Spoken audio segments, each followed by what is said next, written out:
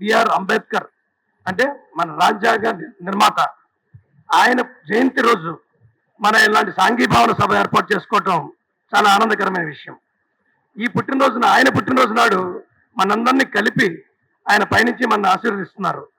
అంటే ఆయన కలల కన్నా రాజ్యాధికారం ఇదే. కాబట్టి దీన్ని ముందుకు తీసుకెళ్లాల్సిన బాధ్యత మనందరం సమైక్యంగా కలిసి ముందుకు వెళ్లాల్సిన అవసరం ఉంది. నా అదృష్టం, నేను బాబాసాహెబ్ అంబేద్కర్ గారు పుట్టిన మౌ MHOW మౌ అనే ఊరు మధ్యప్రదేశ్లో ఇండోర్ దగ్గర ఉంది. ఆ ఊరికి వెళ్ళడం జరిగింది. అలాంటి అదృష్టం బహుశా ఇక్కడ ఉన్న వాళ్ళలో నాకే కలిగి ఉంటుంది. మౌ అంటే military head quarters of war. అక్కడ మన head quarters, military head quarters కూడా అక్కడ ఉంది.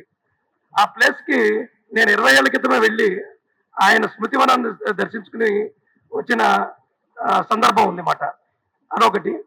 ఆయన జయంతి రోజు మనందరం కలిసి ఇలాగా చక్కటి సాంఘీభావన సదస్సు ఏర్పాటు చేసుకుని చాలా ఆనందకరమైన విషయం. ఇలాంటి సాంఘీభావన సదస్సు కుల మతాలకు అతీతంగా అందరం కలిసి ఇంకా చాలా జరుపుకోవాలి. అప్పుడే ఆయన కలల కన్నా రాజ్యాధికారం ఏర్పడుతుంది. నేను ఈ మల్కాజ్గిరి పార్లమెంట్కి స్వతంత్ర అభ్యర్థిగా పోటీ చేయడానికి ముఖ్యమైన కారణం అధికార దాహం కాదు, ఇంకోటి కాదు. ముఖ్యమైన కారణం సామాన్యమైన వ్యక్తి కూడా ధైర్యంగా ముందుకు వచ్చి పోటీ చేయాలి అని వాళ్ళకి ఒక మోటివేషన్ కలగడం కోసమే ఈ ప్రయత్నం. దీంట్లో మన విజయం సాధిస్తే రేపు వచ్చే కార్పొరేషన్ ఎలక్షన్స్ లో సామాన్యమైన వ్యక్తులు కూడా ముందుకు వచ్చి ఇలాంటి ఎలక్షన్స్ లో పార్టిసిపేట్ చేయగలుగుతారని నా ఆశయం. బాబాసాహెబ్ అంబేద్కర్ గారు కూడా కలల కన్నా కోరిక, మెయిన్ కోరిక ఆయన ఇదే. సామాన్యమైన వ్యక్తులు ఇలాంటి ఎలక్షన్స్ లో పార్టిసిపేట్ చేసి గెలవలసిన అవసరం ఉంది అని ఆయన కలలు కన్నది.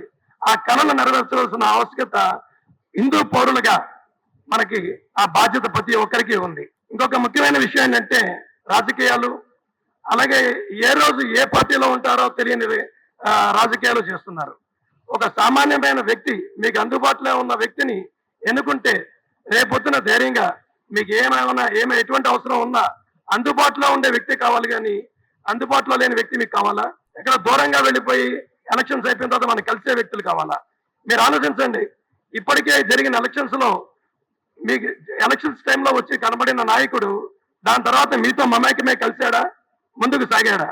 ఇవన్నీ ఆలోచించి సామాన్యమైన వ్యక్తుల్ని, మనతో మమేకమై ముందడిగేసే వ్యక్తుల్ని ప్రోత్సహించి ఎన్నుకోవాల్సిన బాధ్యత మన ప్రతి ఒక్కరికి ఉందని ఈ సందర్భంగా తెలియజేస్తున్నాను.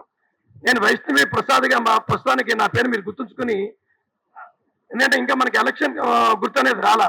రేపు 19వ తారీఖు నామినేషన్ వేస్తున్నాం. 26వ తారీఖు స్క్రూటినీ జరిగిన తర్వాత మన గుర్తు అలాట్ అవుతుంది. అంటే ఒక స్వతంత్ర అభ్యర్థి వాళ్ళ గుర్తుని తీసుకెళ్ళడానికి 15 రోజులు మించి సమయం లేదు. కాబట్టి వైష్ణవి ప్రసాద్ అనే పేరు మీరు గుర్తు పెట్టుకోండి. తర్వాత మీకు సింబల్ మన రాంబాబు గారి ద్వారా తెలియపరచడం జరుగుతుంది. స్క్రూటినీ అయిపోయిన తర్వాత 26వ తారీఖు. కాబట్టి ఆ సింబల్ కూడా మీ మనసులో పెట్టుకుని నన్ను మీ యొక్క ఇంటి వ్యక్తిగా ఆశీర్వదించవలసిందిగా కోరుతున్నాను. ఇంతమంది ఈ నాయకులు, అన్ని కులాల సంఘాల నాయకులు, నేనెవరో వారికి పరిచయం లేదు, కానీ నాకు మద్దతుగా రావటం చాలా ఆనందకరం అనిపించింది. కాబట్టి రేపొద్దున గెలిచి పార్లమెంట్ లో అడుగుపెట్టిన తర్వాత ఈ మేడిపల్లిలో ఫస్ట్ సాంఘీభవన సదస్సు ఏర్పాటు చేయడం చాలా ఆనందకరం. అలాగే ఈ రోజు బిఆర్ అంబేద్కర్ గారి జయంతి రోజు కావడం కూడా చాలా ఆనందకరం. ఈ రోజుని మర్చిపోలేను. ఈ మేడిపల్లిలో ఇంత అటెండ్ అయిన ఇంతమంది కుల పెద్దల్ని మర్చిపోలేను. మీ అందరికీ అందుబాటులో ఉంటాను. రేపొద్దున మీ అవసరాలు ఏదైనా కూడా నేను తీర్చడానికి సిద్ధంగా ఉంటానని హామీ ఇస్తున్నా. Thank you.